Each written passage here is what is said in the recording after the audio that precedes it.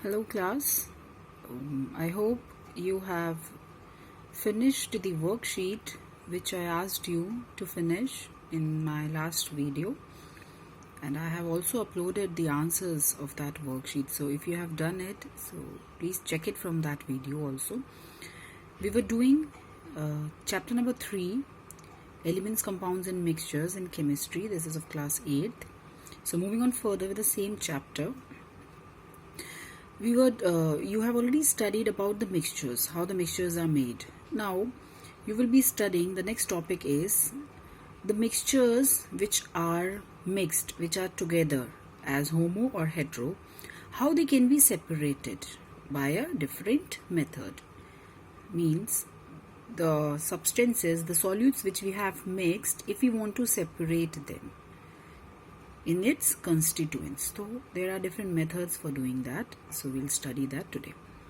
So the mixtures can be separated into its constituents from which it is made on the different on the different basis. Okay, you can read that. It is given in your book. So I'm explaining the methods. First, we are taking solid into solid mixture. When a solid is mixed in a solid. The first method is very easy. This is a physical method, that is by mechanical picking or hand picking. Like you have some pebbles in a rice, both are solid, or in a dal or whatever, means a solid mixture it is. The examples are also written there. So, and it's a heterogeneous kind of mixture. Why? Means you can easily see it. This is a solute or this is another solute. The particles are so big, you can easily see them. So in those mixtures we can easily separate them by hand picking, which your mother usually do while cooking a rice or a dal for you. Yes, so this is the most easiest method, that is by hand picking. Then magnetic separation. In this, one solute or one substance of a mixture has to be a magnetic substance, means it should have a magnetic property. If another is not having, no problem.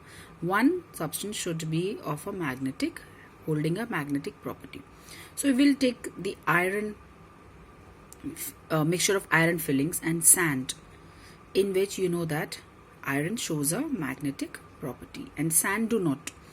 Now if we take a magnet near to this mixture, what will happen? Obviously all the iron pieces or the iron fillings, they will attract towards a magnet. So they will get attracted or stick to a magnet, and the sand will be left behind. So in this way we can separate with a magnetic separation. This is also done in different factories where the waste is thrown having many iron pieces. As it is recycled, it can be recycled, you know that. So those small pieces of iron which is a waste, so they, as a scrap, they throw it.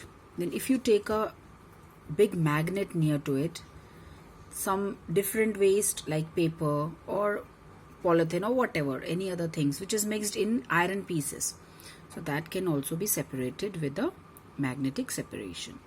What will happen? All the iron will get stick to the magnet because of the attractive property, and the rest of the waste will be left behind. Left below. Yes. Another is the gravity separation. Gravity separation in this means one of the component, or you can say one of the solute, is much lighter than the other. Much lighter मतलब दो solute हैं आपके जो mixed हैं, तो एक हल्का होगा और एक थोड़ा सा heavy होगा. So if it will be heavy, due to gravity, it will settle down at the bottom of the beaker.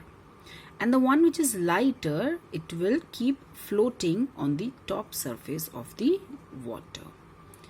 Okay, so this method is used for the separation of components of a mixture in which one of the component is much lighter than the other and is also lighter than the water. Obviously, if it is solved in water, if you are separating sand and sawdust, and it cannot be separated without dissolving in a water. Okay, so the mixture of sand and sawdust, we have dissolved it in a water. Then sawdust is lighter than water and sand is heavier, having heavier particles.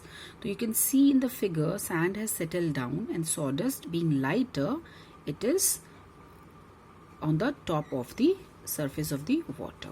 So it keeps on floating. So in this way we can separate the mixture. And then by filtration, if we'll filter it, we will separate both sand and sawdust. So this was the gravity separation. Now another one is sublimation. In this method, one component or a solute gets sublime. Sublime means from solid, it directly changes into gas. Do not comes to a liquid state. From solid, it directly changes into gas. So the figure, they have taken a mixture of ammonium chloride and common salt. Okay, so you can see here the setup is being made, separation of a ammonium chloride and common salt. So in a dish, that is a china dish, in which this solution is being placed, solution of ammonium chloride and common salt, which is, you can say, as iodine also, and at the bottom there is a burning flame. There is a burner which is helping this mixture to react more. Okay, means it's increasing its temperature with the help of the burner. And then what happens? One of the substance will get sublime. Which substance will get sublime? That is ammonium chloride. You can say NH3Cl. NH3, no, ammonium chloride, NH4Cl. So this ammonium chloride will sublime, and which is the another substance? That is the common salt, sodium chloride.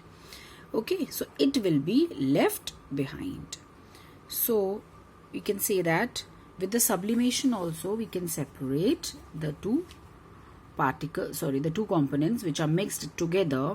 But the thing is that one substance should have a sublimation property, means it should sublime.